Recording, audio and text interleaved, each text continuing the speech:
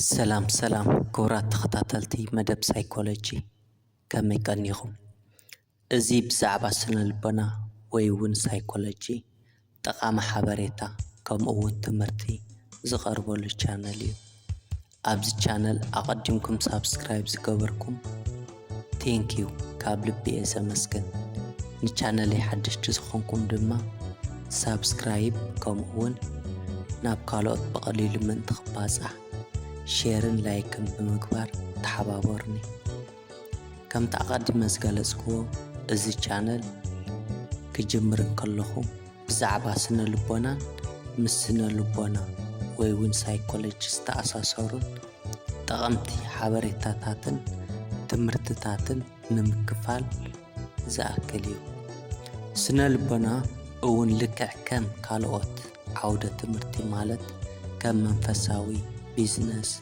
فلسفنا ايكونوميكسن كالوتن اب هيوتنا ازيو بزح ربحتاتن طقمتاتن زلوو دارقا مس علتاوي تقباراتنا منقسقاساتنا استأساسرن استتححزن عودة تمرتيو سلازي بزعبا عودة تمرت ازي افلطو هالينا مالت كعا غزا نفسنان كالوتن كنقيرولن كنلوطولن كمؤون هيوتنان هيوت كالوتن كنمرحلن اتزا حسبنا يعوتن بهاجن كنجبطولن النخل حدا قلف منقدي رخيبنا علنا مالتيو سلازي كنزز اكل تغمن رابحا كابهالو نحنا خاعة تقدسنا كنمهارن ابو زلنا فلتتن رديتن كاب جزينا بجزي كنعبيون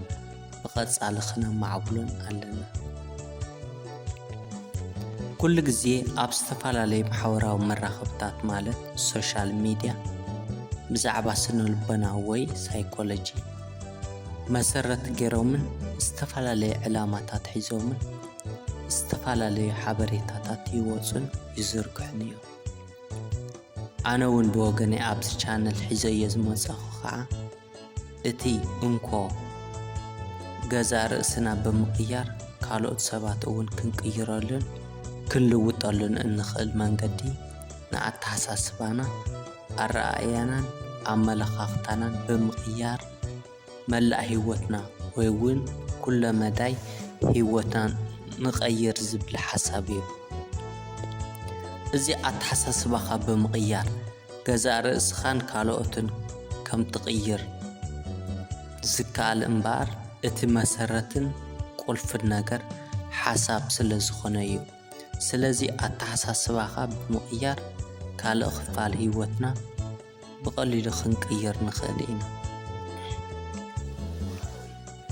كورات تخطاتلتي ابز حلفة مدبي ابز اقربوه بزعبا اتي ابا امرونا زركب ازي رقيق بعين زي الرأي حساب انتينت بزعبا اونتاون التاون حساباتن سيتون اب هيوتنان اب هيوت كالوت زحدرو سعبينن زهلوهم استواصن حصر بسباله منقدي نمقلاص فتينا نيره نلوم حزي زمصاخو دما ناتو توسخن مقصلتان زخونه كما غيرنا نتينا امرنا غاريد زركب مسرت كل حماق نجر فشلت ودقات سعرت طفعات عنوتن حاتياتن زخونه نتي اوشنا زلو صقان توهون بزقبا نخينفلط نخينللن نخينردان ابز حسبنايو زدلناين استمنناين بركعوتن درجة معبالن نخينبصح زقبرنان زقاردنان اتي اب امرنا زركب بملكع نيجاتيف زقلص التوات حساسبا بخمي كاب امرنا علينان اوجدنان بخمي نت مسرت كله عوت عبيت حبتي حقوسن طعنان زخونه صقانا توهوبنان بلجاتاتنان بزقبا نخنردان نخنللن نخنفلطن زحجزنا እቲ ኣብ ኣእምሮና ዝርከብ ብመልክዕ ፖዘቲቭ ዝግለጽ ኣወንታዊ ኣተሓሳስባ ብኸመይ ነማዕብሎን ናብ ተግባር እነሰጋግሮን ዝብል ክንርኢ ኢና። ከም ትፈትውዎ ብዙሕ ፍልጠት ቁም ነገርን ትምህርትን ከም ትረኽቡልን ከም ትጭብጡልን ድማ እርግጸኛ እየ። ካባኹም ዝድለን ትጽቢት ዝግበርን ከምቲ ካልእ ግዜ ዝብለኩም ኣብዚ ቻነል ክሳዕ መወዳእታ ሓቢርኩም ንምጽናሕን ብጽሞና ምክትታልን ጥራሕ እዩ። እምበኣር ከስ ክቡራት ተኸታተልተይ ልክዕ ከምቲ ካልኦት ዓይነት ትምህርቲ እንመሃሮን እነማዓብሎን ኣተሓሳስባና እውን ልክዕ ከምኡ ናብቲ ዝደለናዮ ኣንፈት ከነማእዝኖን ከነብሎን ንኽእል ኢና።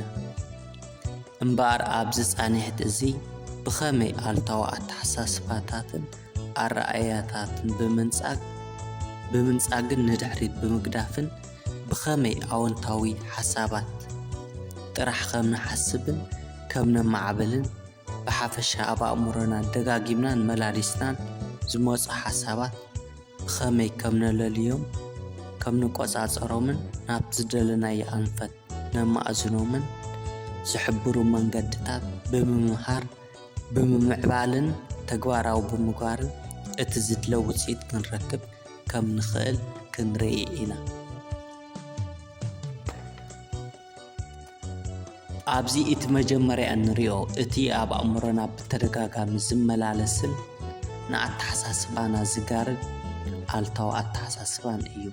ንዕኡ እንነጽገሉን እነወግደሉን መንገዲ ወዲ ሰብ ዝሓስቦ እዩ ዝኸውን። ባህሪን ጸባይን ናይ ኩሉ ኣተሓሳስብኡ ድምር ውፅኢት እዩ። ኣብ ኣእምሮና ክፉእ ሓሳብ እንድሕር ደኣ ሃልዩ ልክዕ ከምቲ ጋሪ ደድሕሪ ፈረስ ዝበሃል ሕማም፣ ጭንቀት፣ ውድቀት ድማ ነቲ ኣልታዊ ሓሳብ ስዒቡ ይመጽእ። ነገር ግን ኣብ ንጹህን ኣወንታውን ሓሳብ ጸኒዑ ንዝነብር ብርግጽ ደስታ፣ ሓጎስን ዓወትን ደድሕሪኡ ይስዕባ። ሰብ ትኽክልን ኣወንታዊ ዝኾነን ሓሳብ ብምምራጽን ተግባራዊ ብምግባርን ናብ መለኮታዊ ፍጹምነት ይዓቢ። ብኣንጻሩ ከዓ ዝተበላሸወን ዝተሳሓሓተን ሓሳብ ብምሕሳብን ብምምራጽን ድማ ካብ ሰብኣውነት ናብ ናይ እንስሳነትን ናብ ዝተሓተ ደረጃን ይወርድ። እዚ ድማ ንሕና ደቂ ሰባት ናይ ሓሳባትና ኣዘዝቲ ናይ ባህሪናን ጸባይናን ልምድናን ቀረጽትን ሃነጽትን ምዃንና እዩ። ሰብ ኩሉ ግዜ ድኹምን ቦይንን ኣብ ዝኾነሉ ግዜ እውን እንተኾነ ናይ ገዛእ ርእሱ ሓሳብ በዓል ዋናን ኣዛዝን እዩ። እዚ ማለት ሰብ ናይ ባዕሉ ባህሪ ሰራሒ ናይ ህይወቱ ቀራጽን ናይ መጻእን ቀጻልን ምርጭኡ ወሳንን ምዃኑ ብትኽክል ምርግጋጽን ምፍላጥን ዝከኣል ሓሳባቱ ከነስተውዕል ክቆጻጸርን ክለዋውጥ እንትኽእልን ከምኡውን ሓሳባቱ ኣብ ህይወቱ ኣብ ካልኦት ሰባትን ኣብ ከባቢኡን ፍጻመታትን ዝህልዎም ሳዕብየን ምኽንያትን ውፅኢትን ብምምርኳስ ብዝገብሮ ትዕግስቲ ዝመልኦ ትግበራን ምርምርን ፎሊን ኣሎሊን ምስ ዝፈልጥ ጥራሕ እዩ። ኣብ ግራት ኣእምሮና ዝተዘርአ ዝኾነ ይኹን ዝወደቐ ሓሳብ ዘርኢ ባዕሉ ንባዕሉ ብምትካል ባዕሉ ንባዕሉ ይበቁል። ሽዑ ንሽዑ ወይ ድማ ጸኒሑ ናብ ተግባር ይፈሪ። ናይ ባዕሉ ናይ ኣጋጣምን ናይ ኩነታትን ፍረ ይፈሪ። ጽቡቕ ሓሳብ ጽቡቕ ፍረ፣ ክፉእ ሓሳብ ድማ ክፉእ ፍረ ይፈርዩ። ብዙሓት ሰባት ዘለዎ ኩነታት ንምምሕያሽን ንምልዋጥን ይጭነቑ። እንተኾነ ግን ብመጀመርያ ዓርሶምን ገዛእ ርእሶምን ንምምሕያሽ ፍቓደኛታት ኣይኮኑን። ስለዚ ድማ ተኣሲሮምን ተቖሪኖምን ይተርፉ። ሓደ ሰብ ኣብ ነፍሱ ኣብ ካልኦት ሰባትን ኣብ ነገራትን ዘለዎ ኣተሓሳስባን ኣመለኻኽታን ኣብ ዝልውጠሉ ግዜ ካልኦት ሰባትን ነገራትን ኣብ ልዕሊኡ ዘለዎም ኣመለኻኽታ ብቕልጡፍ ክቕየር ይኽእል።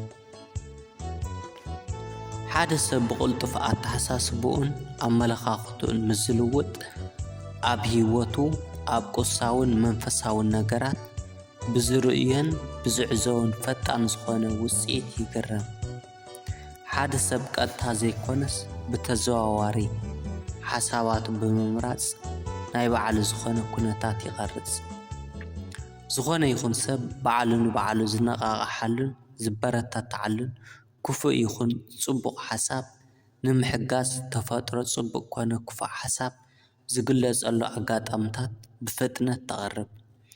ሓደ ሰብ ሓጢኣተኛ ኣተሓሳስብኡ እንትገድፍ ኩለንትናዊ ንዕኡ ብምርዳእ ድሉው ይኸውን። ሓደ ሰብ ድኹም ኣተሓሳስብኡ እንተወግድ እውን ንሃቱ ጠንካራ መፍትሕታት ዝሕግዙ ኣጋጣምታት ካብ ዝኾነ ኢድ ሰብ ክመጹ ይኽእሉ። ናይ ፍርሓት፣ ጥርጣረ፣ ምውሳን ዘይምኽኣልን ሓሳብ ናብ ደካማነትን ኢሰብኣዊ ዝኾነ ልምድታትን ይልወጡ። እዞም ልምድታት እዚኦም ከዓ ፍጹም ናብ ዝኾነ ናይ ውድቀት፣ ድኽነት፣ ናይ ሓሳብ ጽግዕተኝነትን ይልወጡ። ናይ ፍቕሪ፣ ዓርሰ ፍትወት ዘይብሎምን ሓሳባት ከዓ ናብ ትኽክለኛ መንፈሳውነትን በዓል ጸጋ ልምድታትን ይቕየሩ። ሓደ ሰብ ዝረኽቦ ዝተመነዮን ዝጸለዮን ዘይኮነስ ክረኽቦ ዝግባእ ነገር እዩ። ድልየትን ጸሎትን ዝሰምረሉ ምስ ሓሳቡን ምስ ተግባርን ሕብረትን ርክብን ምስ ዝህልዎ ጥራሕ እዩ። ኩሉ ነገር ኣብ ኣተሓሳስባ ዝተመርኮሰ እዩ። ንጹህን ደስተኛን ዝኾኑ ሓሳባት ንሰውነትና ብብርሃንን ብጸጋን ይኸብዎ። ሰውነት ብጣዕሚ ረቂቕን ተለዋዋጢ ባህሪ ዘለዎን ብኡ ንዝግለጹ ኩሎም ኣተሓሳስባታት ምላሽ ዝህብን መሳርሒ እዩ። ከምኡ እውን ናይ ሓሳብ ልምዲ ኣብ ሰውነት ናይ ባዕሎም ዝኾነ ጽቡቕ ወይ ሕማቕ ውፅኢት ይፈጥሩ። ንጹህ ዘይኮነ ኣተሓሳስባ ምሕሳብን ምስትንታንን ምስ እንቕጽል ንጹህ ዘይኮነን ዝተበከለን ደም መሓዝና ኣይተርፍን። ንጹህ ህይወትን ንጹህ ኣካልን ካብ ንጹህ ልብን ንጹህ ኣእምሮን ይርከቡ። ካብ ዝተበከለ ኣተሓሳስባን ኣእምሮን ድማ ዝተበከለ ህይወትን ዝተበላሸወ ኣካልን ይፍጠር።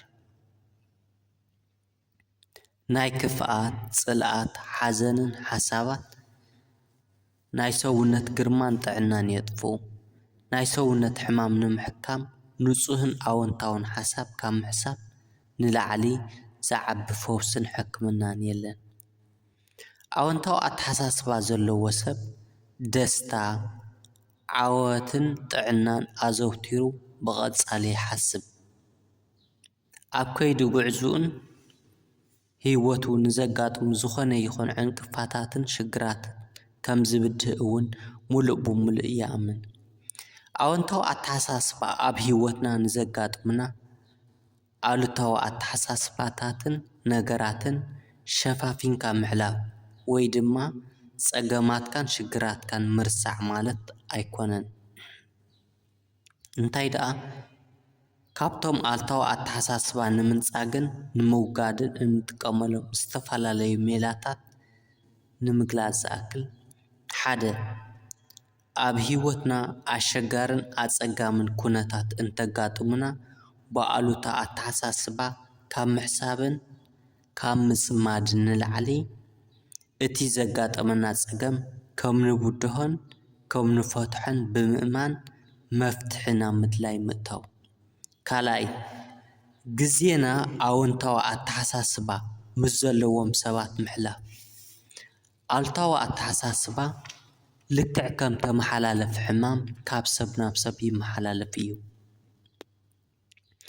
ኩሉ ግዜ ስለ ኩሉ ነገር ምስ ዘማረሩ ሰባት ዙርያና እንትንኸቦ ኣልታዊ ኣተሓሳስበኦም ናባና ይመሓላለፍ።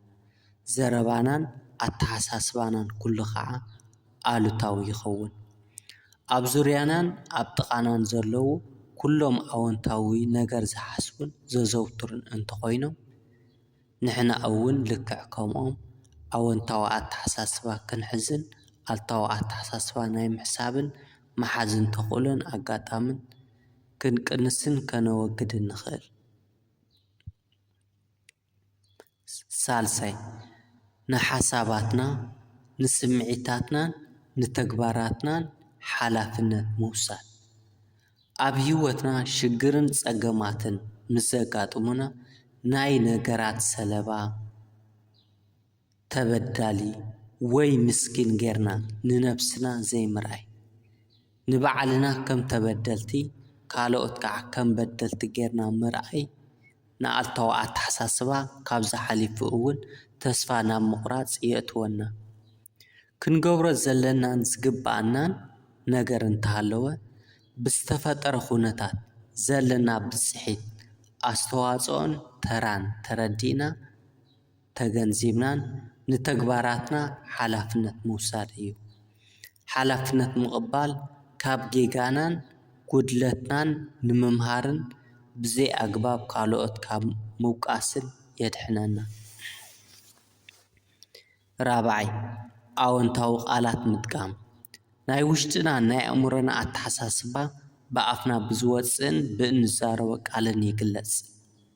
እንጥቀመሎም ቃላት ብኣእምሮና ንሓስቦም ሓሳባት ኣብ ህይወትና ይግለጹ።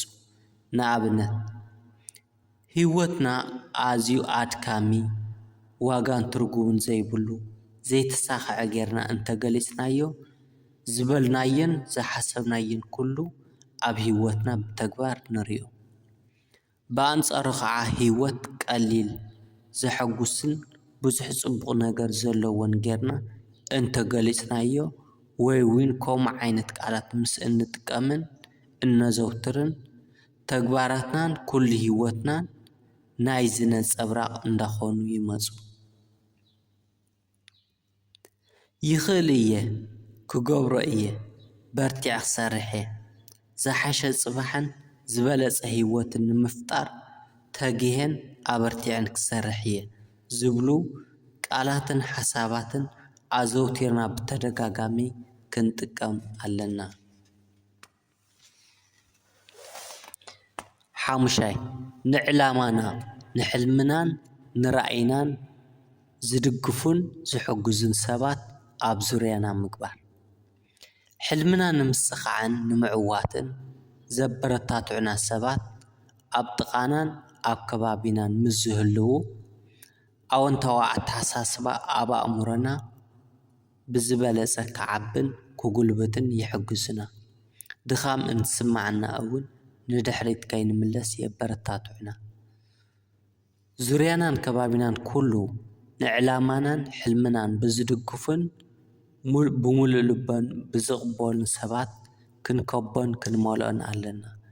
ይኹን እምበር ትርጉምን ዋጋን ዘይብሉ ርእይቶን ሓሳብን ምስ ዘቕርቡ ሰባት ዘለና ርክብ ከነቋርጾ ኣለና። ምክንያቱ ከምዚ ዓይነት ነቐፌታ ዘቕርቡ ሰባት ንገዛእ ርእስና ዘለና ግምትን እምነትን ክወርድን ክቕንስን ስለ ዝገብሩ። ሻድሻይ ናይ ህይወትና ፍልስፍና ወይ ከዓ መምርሒ ካልኦት ሰባት ክውስኑልና ክንፈቅድ የብልና። ኩሉ ሰብ ናይ ገዛእ ርእሱ ወይ ድማ ናይ ባዕሉ ዝኾነ ናይ ህይወት ፍልስፍና ኣንፈት ኣተሓሳስባን ናይ ኣነባብራ ቅዲ ወይ ከዓ ስታይልን ኣለዎ። ንሕና እውን ናይ ባዕልና ዝኾነ ኣንፈት ኣተሓሳስባ ናይ ህይወት ፍልስፍናን ናይ ኣነባብራ ቅድን ስታይልን ክንክተል ኣለና።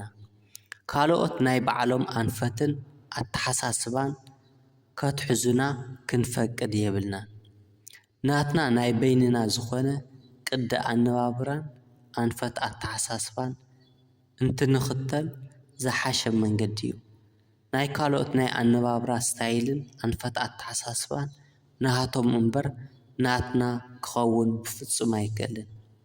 ብርግጽ ናይ ካልኦት ሓሳብ ተንቲና ናትና ናይ ህይወት ፍልስፍናን ኣተሓሳስባን ኣንፈት ምትሓት ጽቡቕ እኳ እንተኾነ ግን ሓሲብናን ኣሰላሲልናን ኣሚናሉን ክኸውን ኣለዎ።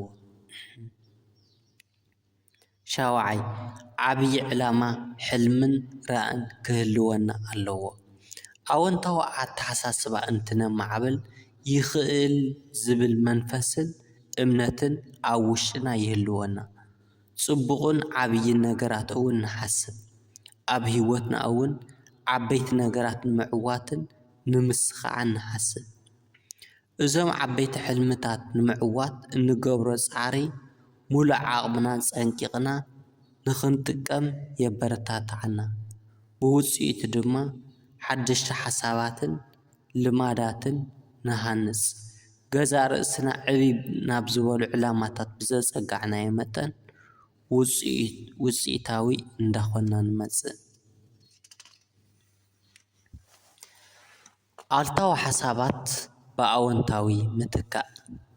ኩሉ ግዜ ኣወንታዊ ኣተሓሳስባ ጥራሕ ዝሓስብ ሰብ ምዃን ንእሽተይ ከቢድ እዩ። ኣልታዊ ሓሳባት ሓደ ግዜ ምምጽኦም ኣይተርፍን እዮም። ካብቲ ዝግባእ ንላዕሊ ኣልታዊ ኣተሓሳስባ ፈሊናን ኣለሊናን ምውጻእን ብኣወንታዊ ምትካእን። ንኣብነት ኩሉ ግዜ ጌጋ ይሰርሕ እየ ዝብል ናይ ኣሉታዊ ኣተሓሳስባ ናብ ኣእምሮና እንትመጹና ብፍጥነት ኣተሓሳስባና ብምቕያር ብኸምዚ ምትካእ ሓልሓሊፉ ወይ ድማ ሳሕቲ ጌጋ ይሰርሕ እየ እንተኾነ ግና ካብ ጌጋይ ዓብዪ ትምህርቲ ይመሃርን ይስተኻኸልን እየ ብዝብል ክንትኮ ኣለና። ሻውዓይ ክንቅይሮን ክንልውጠን ኣብ እንኽእል ነገራት ጥራሕ ምትኳርን ፎከስ ምግባርን። ኣብ ህይወትና ክንቅይሮ ወይ ድማ ክንልውጦ ኣብ ዘይንኽእል ነገር ግዜና ጉልበትናን ሓይልናን ምጥፋእን ምብኻንን ምንም ረብሓን ጥቕምን የብሉን። ብናትና ሓይሊ ብናትና ዓቕሚ ብናትና ጻዕርን ክንቅይሮን ክንልውጠን ኣብ እንኽእል ነገር ግዜና መውዓል ጠቓሚ እዩ።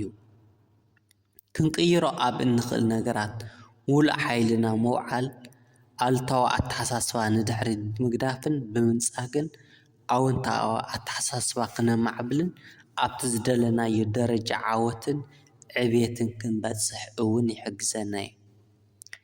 ካልኦት እውን ብዙሓት ኣብነታት ኣለዉ ኣሉታዊ ኣተሓሳስባ እነወግደሎምን ኣወንታዊ ኣተሓሳስባ እነማዕብለሎምን። ሓደ ኩሉ ኣብ ህይወት ዝኸውንን ዘጋጥምን ሕማቕ ኮነ ጽቡቕ ኩሉ ብምኽንያትን ብዕላማን እዩ ዝብል ኣተሓሳስባ ክህልወና ኣለዎ። ኣነ ከዓ ጽቡቕ ነገር እየ ዝረክብ ኣነ ሁዱእ እየ ብምባል ንነፍሰይ ካብ ሕማቕ ዘበለ ኩሉ ይሕልዋን ይከናኸናን። ካብዚ ብተወሳኺ እውን ንገዛእ ርእሰይን ንመንነተይን እቕበልን ኣኽብርን እየ። ኣብ ኣዝዩ ጥዑይ ኩነታት እርከብ። ነፍሰ ወከፍ ኣካላተይን ወሃዮታት ደመይን እውን ዕዮታቶም ብዝግባእ ስለ ዝሰርሑ ጥዑይን ጠንካራን ዝኾነ ልብን ኣእምሮን ኣለኒ።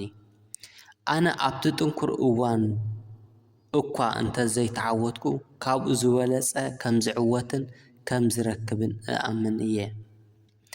ኣነ ንነፍሰይ ንገዛእ ርእሰይን እኹልን ትሩፍን እየ። ካብ ዝኾነ ይኹን ፍርሒ ጥርጣርን ስግኣትን ነፃ እየ። ሓሳበይ ድሌታተይን ሕልምታተይን ንምስኻዕን ንምዕዋትን ክሰርሕ እየ። ካብቶም ዝወስዶም ስጉምትታትን ዝውስኖም ውሳነታትን ከዓ ዝረኽቦ ብዙሕ ረብሓን ጥቕምን ኣለኒ።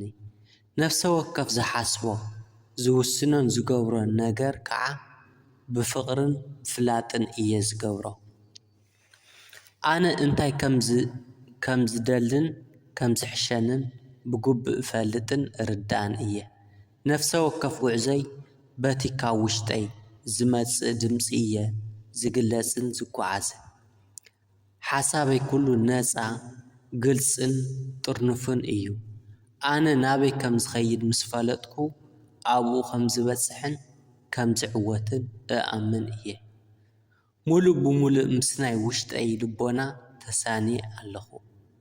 ኣብ ገዛ ርእሰይ እምነት ኣሎኒ።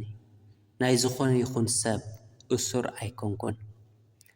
ኣነ ንነፍሰይ ከም ዘላታ ይቕበላን የፍቅራን ምስ ካልኦት እውን ኣየወዳድራን። ኣነ ዝነብር ኣብ ህሉው እምበር ኣብ ሕሉፍ ኣይኮነን። ኣነ ነፃ እየ። ነቲ ዝደለኽዎን ዝሓሰብክዎን ድማ ሕጂ ጅምሮ ኣለኹ። ኣብ ገዛ ህይወተይ ንዘጋጥሙኒ ብድሆታትን ፀገማትን ናይ ምግጣምን ምብዳህን ሙሉእ ዓቕምን ሓይልን ክእለትን ኣለኒ። ኣነ ኣብ መስርሕ ለውጢ ኣለኹ። ንዝያዳ ዓወትን ዕብየትን ከዓ እፅዕር ኣለኹ። ምስ ኩነታት ዝተዓፃፀፍ ነፃ እየ። ህይወት ኩሉ ዓይነት ተመክሮ ከም ዝሓቆፈት ይኣምን እየ። ንለውጢ እውን ክፉት እየ። ኣነ ፍሉይ ዓይነት ሰብ እየ። ናይ ገዛ ርእሰይ ዝኾነ ፀጋ ተውህቦን ብልጫታትን ኣለኒ። ንነፍሰይ ንኻልኦት ሰባትን ካብ ምፍራድ ነፃ እየ። ኣነ ንዕብየተይ ገንዘበይ ግዜይን ጉልበተይን ክህብ እየ። ንኽዓቢ ኩሉ ነገር ከም ዘለኒ ይፈልጥ እየ። ምርጫይ ድማ እቲ ቁኑዕ ዝብሎ እዩ። እዚ ከዓ ንዓይ ዝያዳ ዕግበት ይፈጥረለይ። ብገዛ ርእሰይ ይግደስ እየ። ነቲ ናይ ውሽጠይ ድምፂ ይሰምዖን ይኣምኖን እየ። ኣነ ጥራሕ እየ ብዛዕባ ነፍሰይ ዝያዳ ዝፈልጥን ዝርዳእን። ምን ምዃነይ ይፈልጥ እየ። ኣነ ፍሉጥ እየ። ልክዕ ከማይ ቅድሚ ሕጂ ኣይነበረን። ልክዕ ብድሕረይ እውን ኣይክፍጠርን እዩ። ኣነ ንነፍሲ ወከፍ ጉዕዘይ የስተማቕሮ እየ። ኣብ ነፍሲ ወከፍ ህሞት ድማ ክመሃር ፍቓደኛ እየ። ኣነ ዝኣምን ካብ ንሰባትን ከባቢኻን ምቕያር መጀመርታ ዓርስኻ ምቕያር እቲ ዝበለፀን እቲ ዝቐለለን እቲ ዝሓሸን መማረፂ ምዃኑ እዩ። ኣነ ዝተፈጠርኩ ፍቕርን ሕያውነትን ንምቕባልን ንኻልኦት ንምልጋስን እዩ። ኣነ ባዕለይ እየ ንህይወተይ ሰላም ዝህባን ዝኽልክላን። ኣነ ንናይ ገዛ ርእሰይ ስምዒታት ተሓታቲ ኣነ ባዕለይ እየ። ኣነ ዝኣምን ህይወተይ ውፅኢት ኣተሓሳስባይ ምዃና እዩ። ኣነ ዝኣምን ጽባሕ ዝጸበቐትን ዝሓሸትን ክትከውን እየ።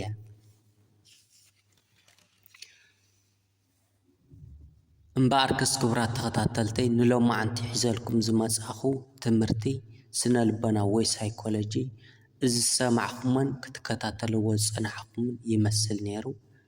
ክሳዕ መወዳእታ ሓቢርኩም ስለ ዝጸናሕኩምን ስለ ዝተኸታተልኩምን የቐኒየለይ ካብ ልቢ እየ ዘመስግን። ብዙሕ ትምህርትን ቁም ነገርን ረኺብኩም ክትኮኑ ተስፋ ይገብር። እዞም ኣብ ላዕሊ ዝረኣኹሞም ኩሉ ብኸመይ ኣልታዊ ኣተሓሳስባ ብምውጋድ ኣወንታዊ ኣተሓሳስባ ነማዕብል ዝብሉ መምርሕታት ኢና ክንርኢ ፀኒሕና። ንእትህቡኒ ሃናፂ ሓሳብን ርእቶን ንእትገብሩለይ ሓገዝን ምትብባዕን ካብ ልቢ እንዳመስገንኩ ዘለኩም ሕቶን ርእቶን ኣብ ኮሜንት ቦታ ጻሓፉለይ። ኣብ ቀጻሊ መደበይ ካብዚ ዝተፈለየ ኣርእስቲ ሒዘልኩም ክመጽእ ክሳብ ሽዑ ግን ደሓን ኩኑ።